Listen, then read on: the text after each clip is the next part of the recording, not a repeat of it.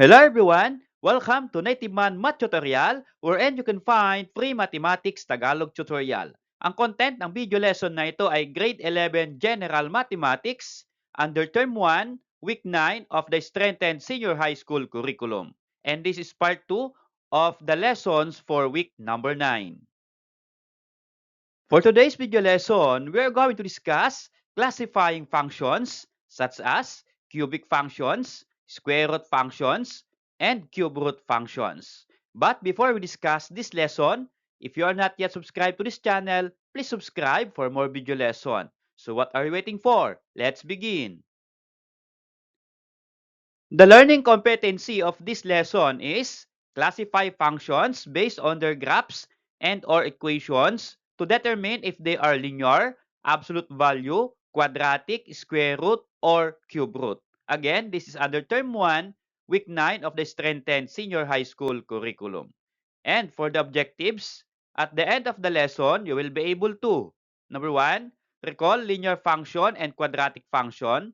Number 2, define cubic function, square root function, and cube root function. Number 3, classify the function types as cubic, square root, and cube root based from their equations. And number 4, classify the function types as cubic, square root, and cube root based from their graphs. To start the discussion, let us recall first linear and quadratic functions. Okay, let's do this activity A. Recall linear and quadratic functions by naming its graph. Tell what function illustrated by the graph below. So there are two graphs of a function here. Okay, one graph is a straight line and the other graph is the parabola. So which one is a linear and which one is a quadratic function? Okay, so here, the first graph, straight line, is a linear function. And the second graph, the parabola, that is the graph of quadratic function. Let us recall also the definition of a function. A function is a rule that assigns exactly one output value, y, to its input value, x. Functions can be classified based on the shape of their graphs and the form of their equations. So these are the different types of functions. We have linear function, quadratic function, cubic function, square root function, and cube root function. Okay, so here in our discussion or this video lesson discussed cubic function, square root, and cube root function.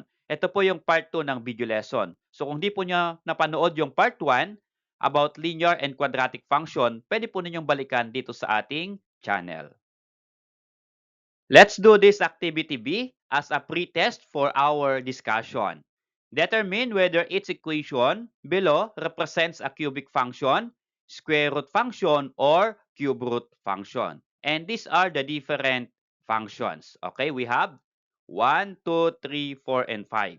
Okay, so let's see if you have background about the different functions such as cubic, square root, and cube root function. Okay?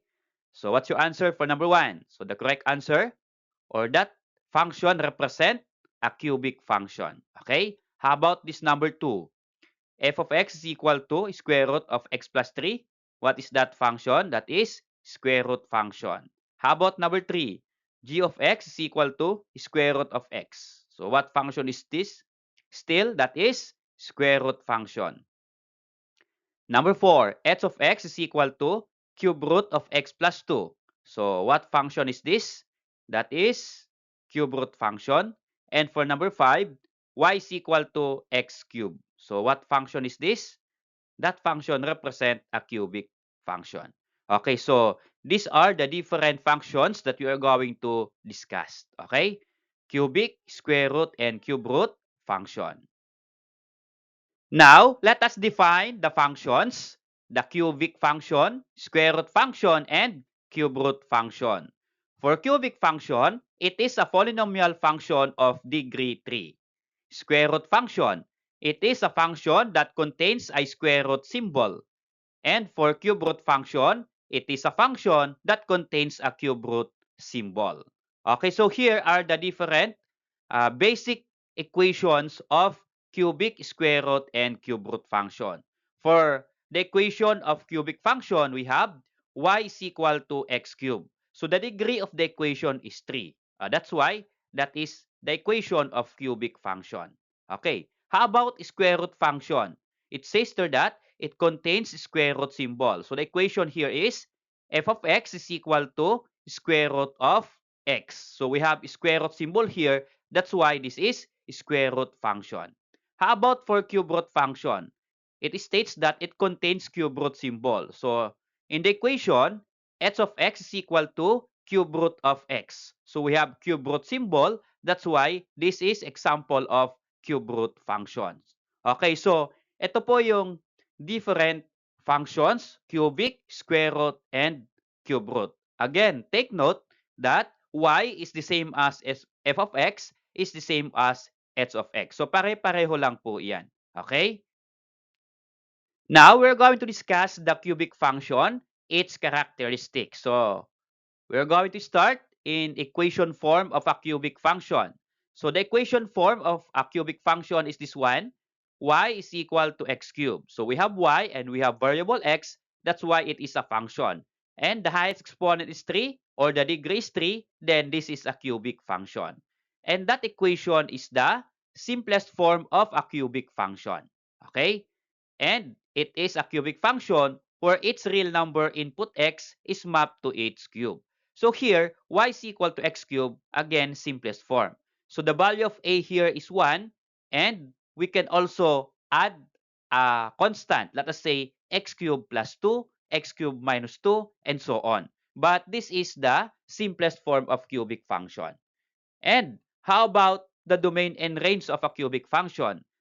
The domain of the cubic function are all real numbers, meaning to say from negative infinity to positive infinity.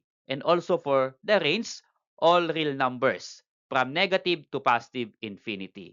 So we're going to represent the equation form, its domain and range in a form of graph. So let's see what is the graph of the cubic function. For the graph shape of a cubic function, we have this one, an S-shaped curve that passes through the origin, bending upward on the right and downward on the left. So, if you're going to graph the simplest form of cubic function, y is equal to x cubed, this is the graph. So, the graph of this equation or function is passing through the point of origin. And it goes upward, going to the right. And bending downward, okay, going to the left. Okay, so ito po yung basic graph of a cubic function. Now, let's see is its domain and range. So, again, the domain of a cubic function is negative to positive infinity. Okay, here, yung graph ng y is equal to x cubed here, pwede pong mag-extend upward to positive infinity. So again, for x, positive infinity. For y, positive infinity. Okay? How about the range? So range is from negative infinity to positive infinity also. So here, going downward, for x, negative, and for y, negative infinity also. Okay? How about the intercepts of a cubic function? The function passes through the origin. The x-intercept is 0, and also the y-intercept is 0. So mean to say, the graph passing through the point of origin and the coordinates of the point of origin is 0, 0. So that's why the x-intercept is 0, then the y-intercept is 0. Okay, so here, how about the end behavior? So, what is mean by end behavior? So, ano po ba yung end ng graph na ito? Going upward and going downward. Okay, so here, the end behavior of the graph is that as x approaches positive infinity, then y also approaches positive infinity. So here, ito po yung ating first quadrant. So, for the first quadrant, the values of x here are positive and the values of y are positive also. So that's why as x approaches positive infinity, y also approaches positive infinity. How about here sa negative infinity? As x approaches negative infinity, then y approaches also negative infinity. So take note, this is the third quadrant of the Cartesian plane. The value of x here is negative, also the value of y negative. So here, the end behavior here downward is negative infinity. Okay? How about the symmetry of a cubic function? We have add function. And what is this add function? The f of negative x is also equal to negative f of x. This means that the graph is symmetric about the origin. Okay, so here, if the point xy is on the graph, then negative x, negative y is also on the graph. So later, I'm going to present examples about symmetry of a cubic function dito po sa graph. Okay? Another thing that we need to discuss about cubic function is the general form of the transformation of a cubic function. And this is the general form.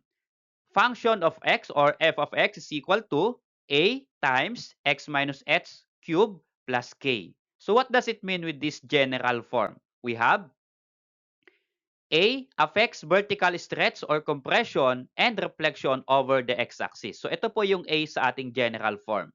So as A changes, then it affects the vertical stretch, compression, and reflection. How about H? Okay, this one, inside the parenthesis. Shift the graph horizontally. Okay, when you say horizontally, ito po yung sa x-axis. It's either left or right of the point of origin. How about K? This one.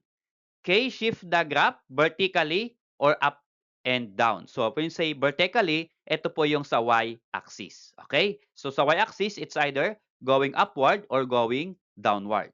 So, I'm going to present different examples as A changes, as H changes, and as K changes. At yung pagbabasehan po natin is the basic graph of a cubic function. Okay? The graph of y is equal to x cubed. So, let's see how it affect the graph when A changes, H changes, and K changes. Okay? Okay, so let's have example of transformation. So first is the vertical shift. Now, we're going to graph this function y is equal to x cubed plus 2. So what is the difference of this function to the simplest form of function y is equal to x cubed? What is changed in the equation? So here, ang nag-change po dito ay yung value ng k. K is the vertical shift. So k here is 0, that's why x cubed only. So here, k is equal to 2, x cubed plus 2. Now, what is the graph of this function y is equal to x cubed plus 2? Ang tawag po dyan, vertical shift. So the graph is that here, it passed through the positive 2 on the y-axis. Okay, so here, since ang atin pong k ay nag-change in positive 2, then move the graph up 2 units. So from the point of origin, then move up to 2 because that is 2. If this is 3, then move 3 units. If that is 1, then move only 1 unit.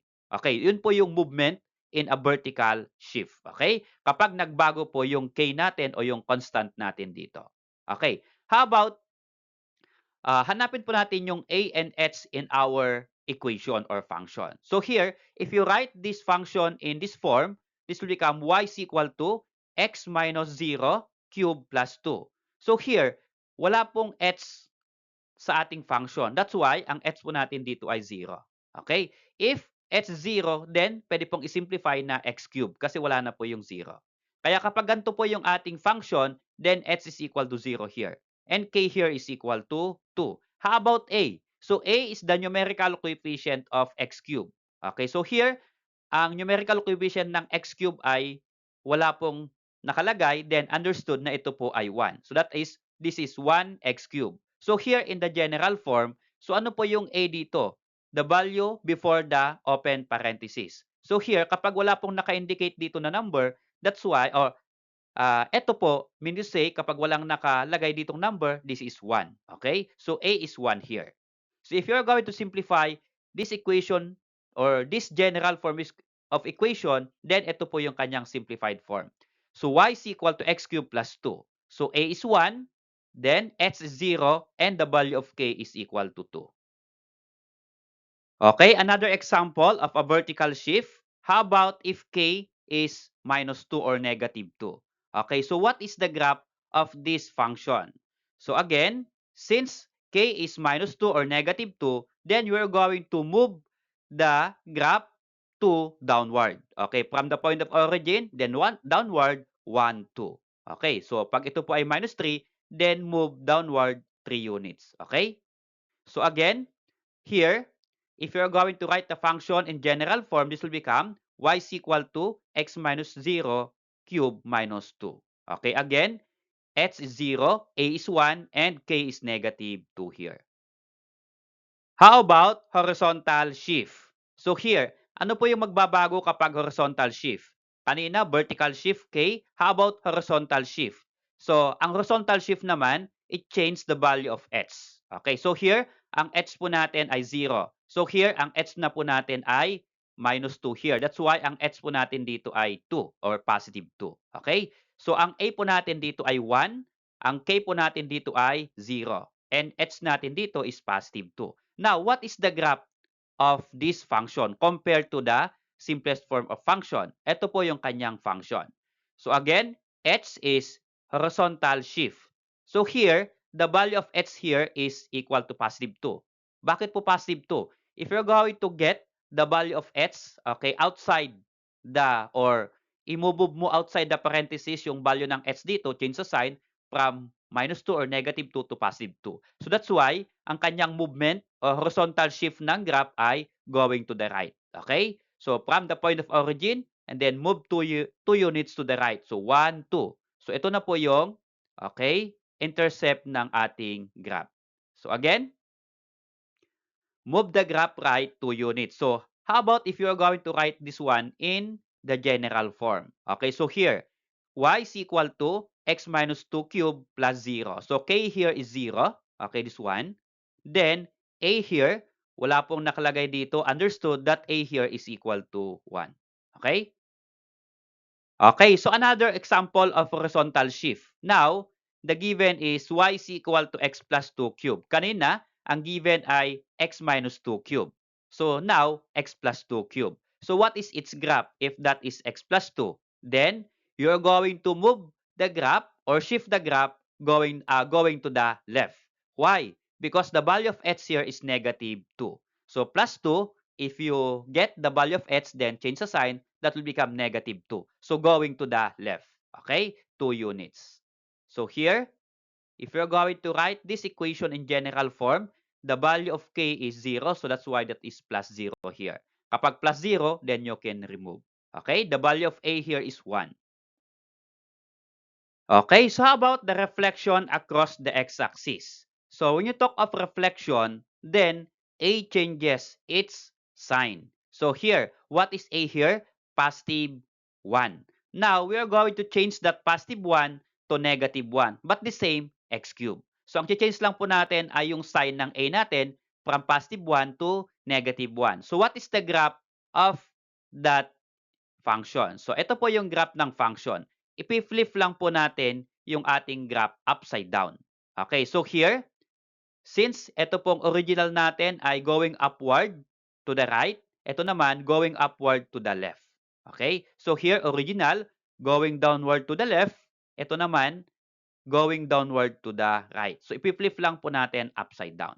Okay, so here, if you're going to write this function or equation in general form, so here, negative x cube, ito po yung magiging general form niya. So negative x plus 0 cube plus 0. So k here is 0, h here is 0, and a here is negative 1. Okay? Okay, so how about another reflection across the x-axis? For example, ito po yung ating original equation and the graph. So the equation is y is equal to x cubed plus 2. So we have k positive 2. That's why ang graph po niya ay nag-shift going upward 2 units. Okay, kasi yung k po niya ay 2. Now, if you're going to write or graph the reflection of this equation in the x-axis, ito po yon. Paano po mag-change yung kanyang equation? So this one, y is equal to negative x cubed plus 2. So ano po yung nag-change sa ating dalawang equations? Okay, yung sign ng a. So a here is positive 1, here a is negative 1. So ngayon, what is its reflection on the x-axis? Ito po yung kanyang graph. Okay, so here, still, the graph crossing the y-axis at positive 2. Okay, but here, the graph going to the left upward and going to the right downward here. So ito po yung reflection of the original graph. Okay?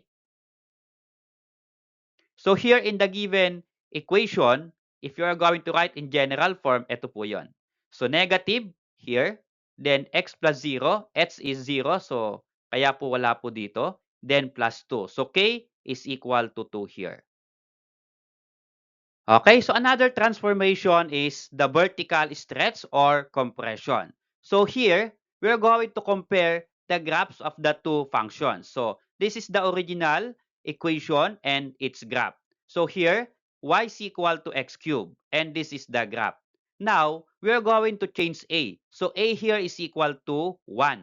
And now, a here is equal to positive 2. That means a increased by 1. So nag-change po tayo, papalaki. From 1 to 2 yung A natin. Now, what is the graph of this equation or function? So here, stretch the graph taller or steeper. So magiging taller po siya or steeper po siya as A increases. Okay? How about if you're going to change A here? So A is 1, now A is 1 half. So what happened to A?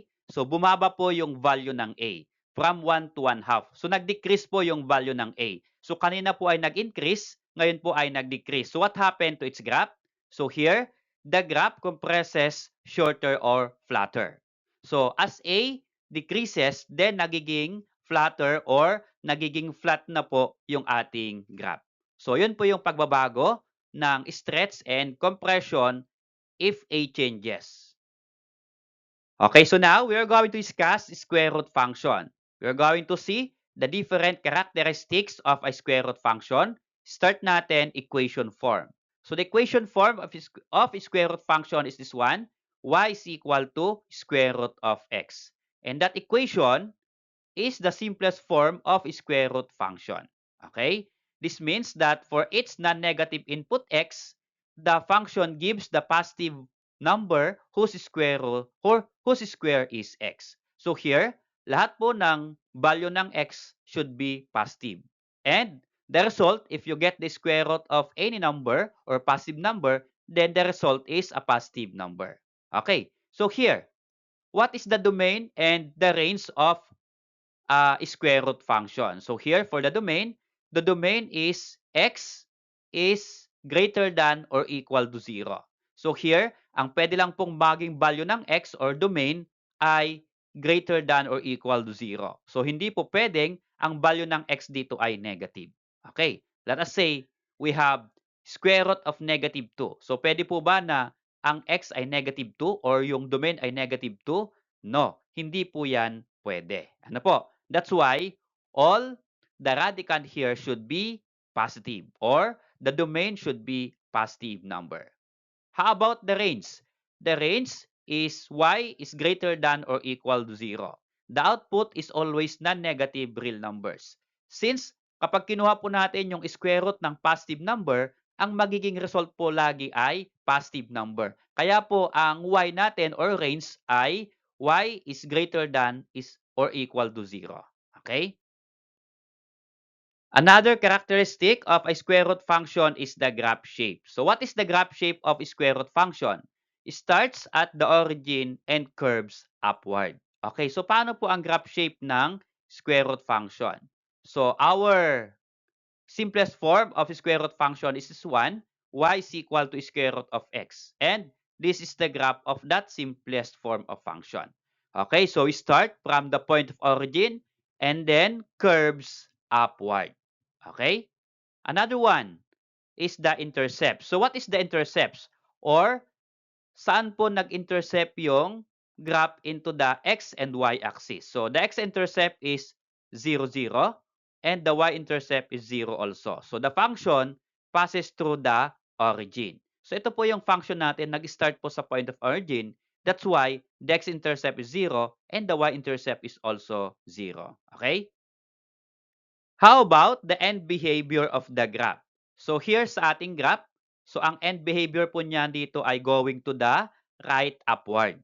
So here, x is positive infinity and y is positive infinity. How about here? What is the end of the graph here?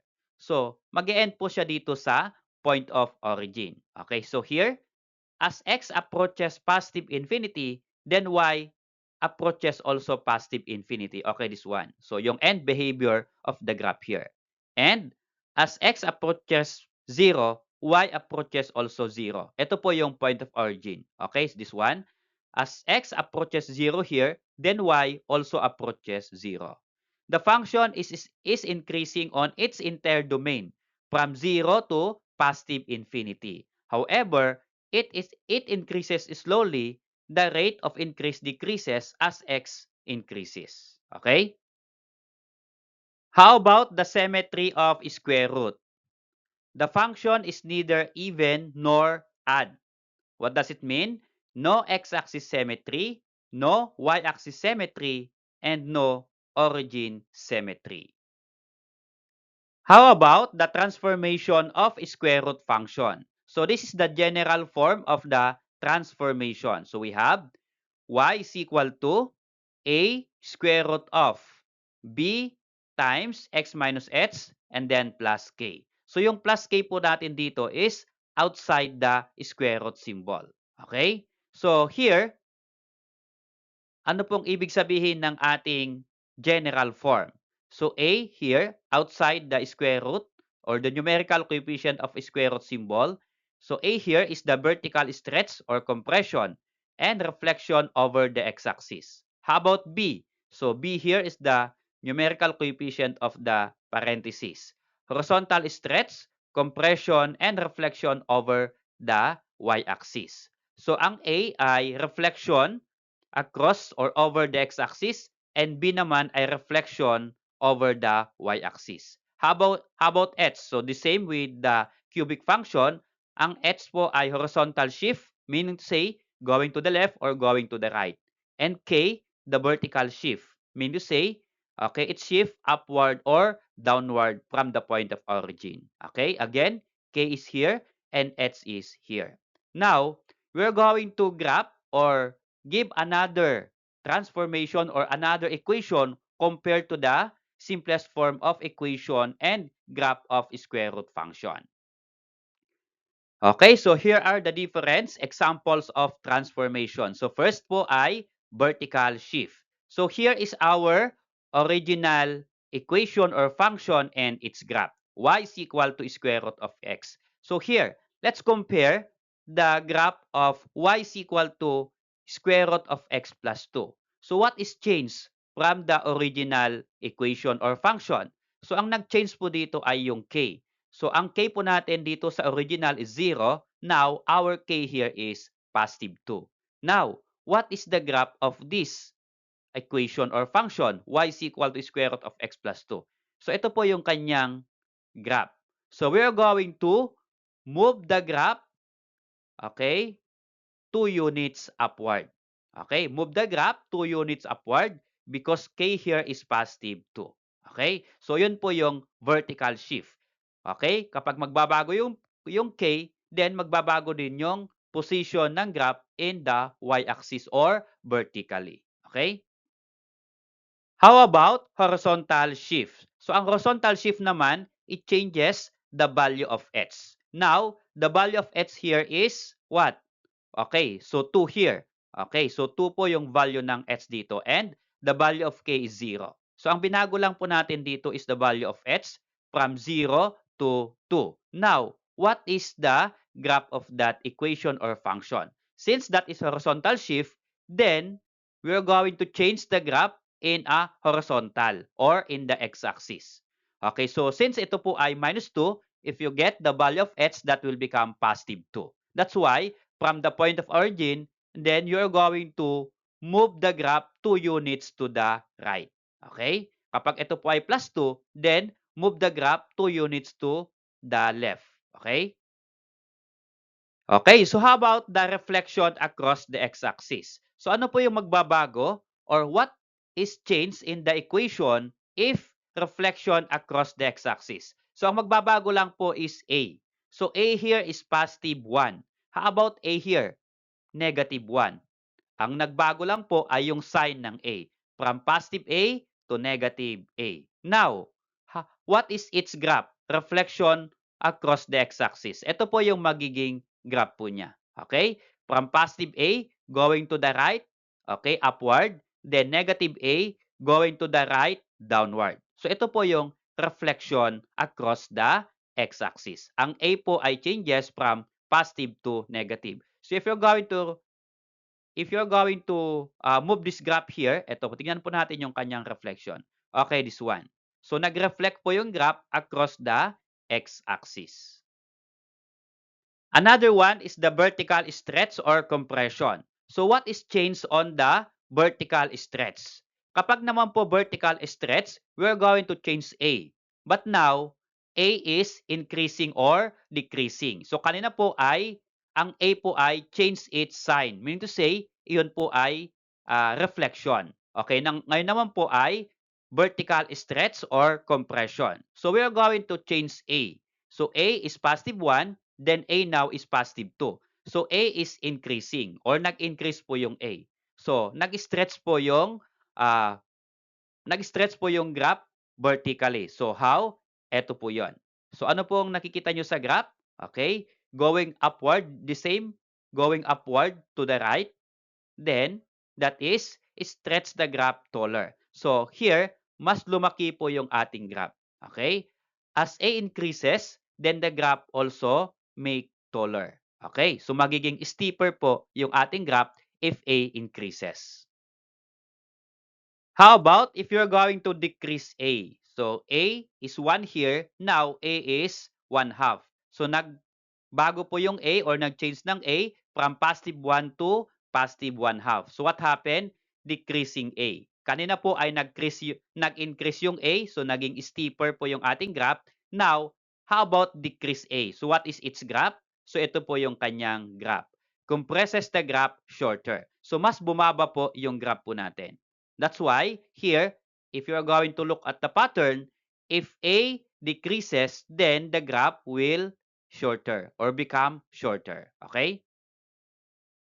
How about reflection across the y-axis? So, what is changed if you reflect across the y-axis? So, ang mag-change po dyan ay B. So, sabi ko po kanina, A, reflect across the x-axis. Now, B, reflect across the y-axis. Okay, so B here is negative 1. So, here, our B or numerical coefficient of x inside here is positive 1. Now, negative 1. So from positive 1 to negative 1 po yung ating B, then that is reflection across the y-axis. Okay, so what happened to that graph? Okay, so the graph now is going upward to the left. Okay, so yan po yung reflection of y is equal to square root of x. Okay, so kapag pagtabihin po natin, okay, that is the reflection of the given graph. Okay? Okay, so how about the combined transformations? Okay, so i-combine na po natin yung different transformations. And this is now the function. So we have y is equal to negative 2 square root of x plus 4 minus 1. So we have a here, negative 2. We have b here, positive 1. H, positive 4. And k here, negative 1. So ano pong ibig sabihin ng function na ito?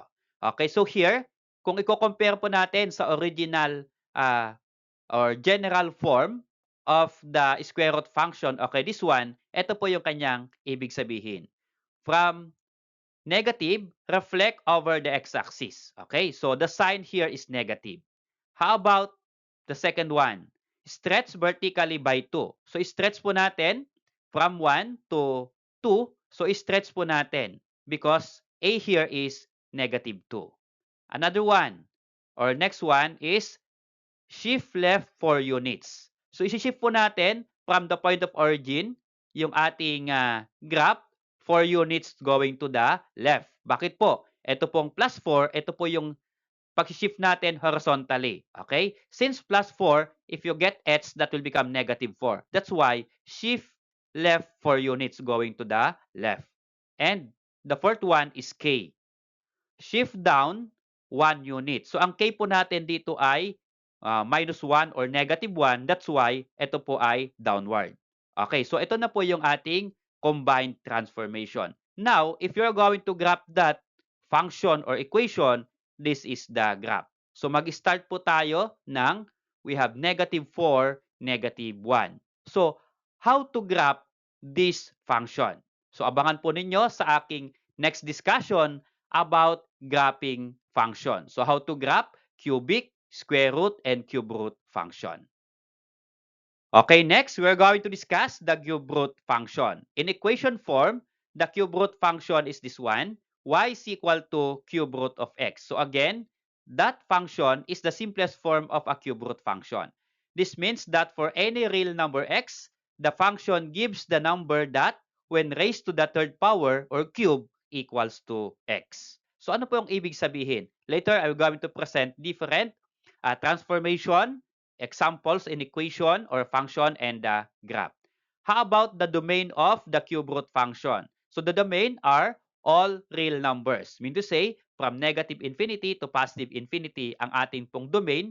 Again, ang domain po ay value ng x. And for the range or values of y, all real numbers from negative infinity to positive infinity. So ang kapareho po ng domain and range of a cube root function is the cubic function. Okay?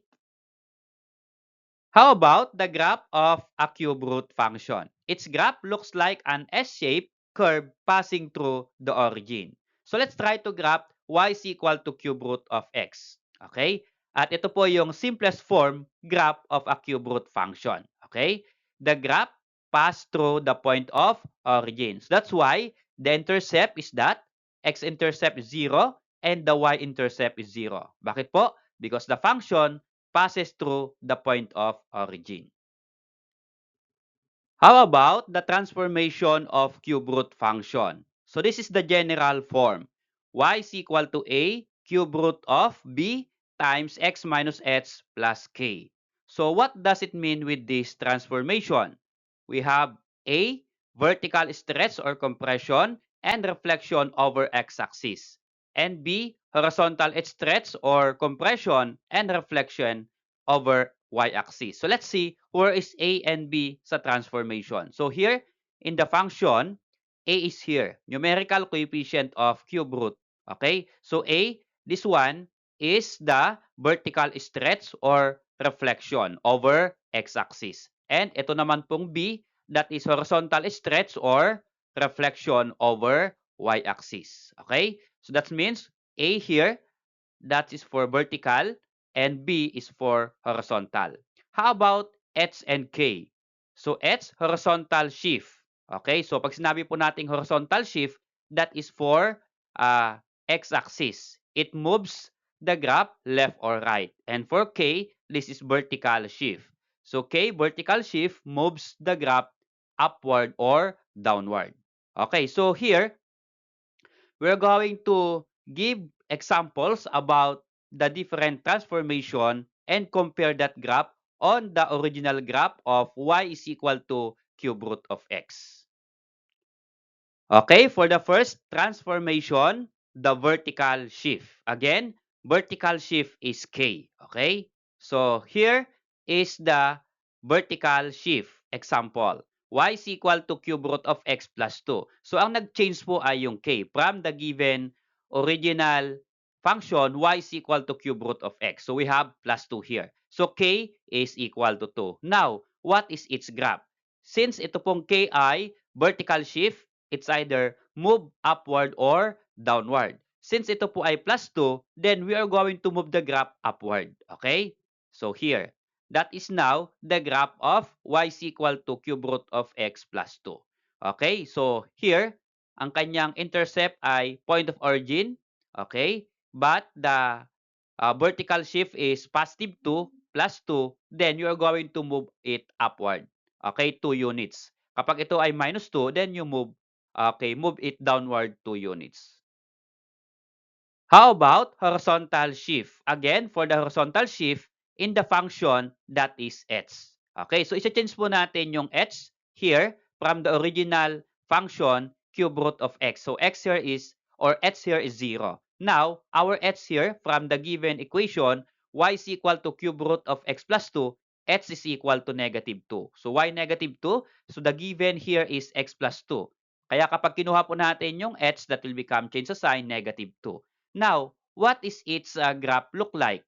So here, we're going to move the graph from the original position going to the left, okay, 2 units. Bakit po? Again, ang h po natin ay negative 2. So that is the graph of y is equal to cube root of x plus 2. Again, you just move the graph left 2 units. Next is the reflection across the x-axis. So here, if you're going to compare the equation or function of the reflection from original equation or function, y is equal to cube root of x, now we are going to change the sign.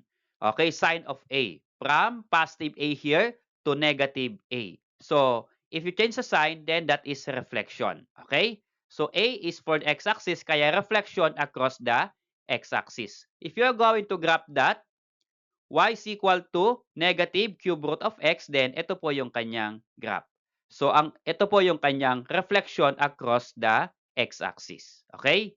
So, here, still passing through point to origin, but the graph going upward to the left and going downward to the right. Okay? Okay, next, vertical stretch or compression. So ano po yung mag-change kapag vertical stretch or compression? So kapag vertically, ang mag-change po ay A. So here, y is equal to cube root of x. Ang A po natin dito ay positive 1.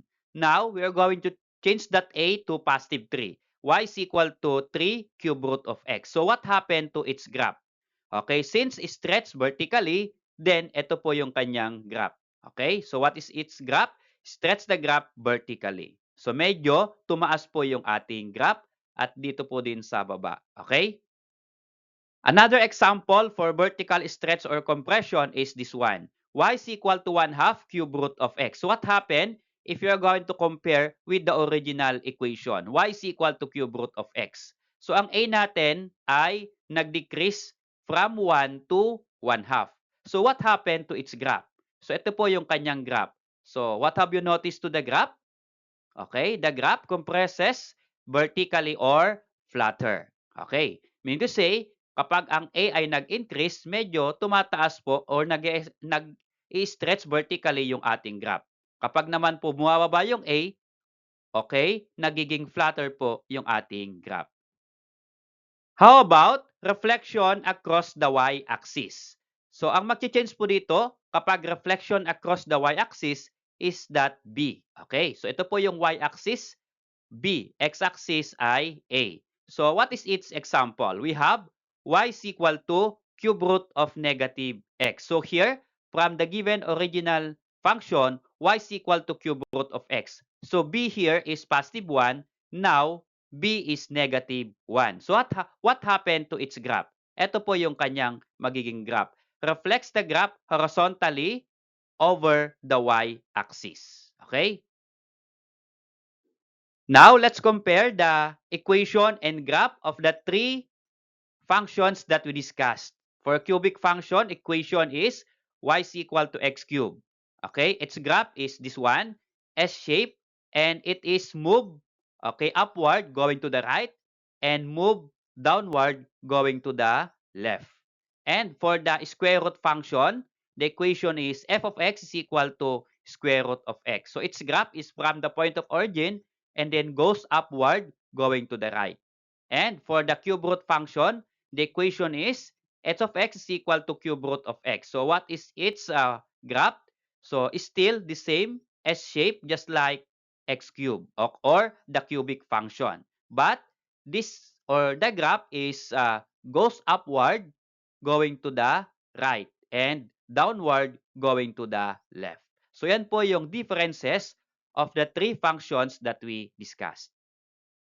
Okay, to end up the discussion, let's have this formative assessment, multiple choice, to test our understanding about the three functions that we discussed. Okay, number one, which of the following statements correctly compares the graphs of y is equal to x cubed and y is equal to cube root of x?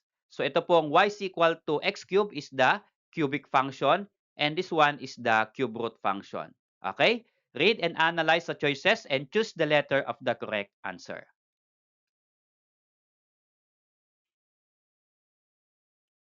Okay, so what's the correct answer? The correct answer is letter B. Both graphs are increasing for all real numbers or real values of x. How about number 2?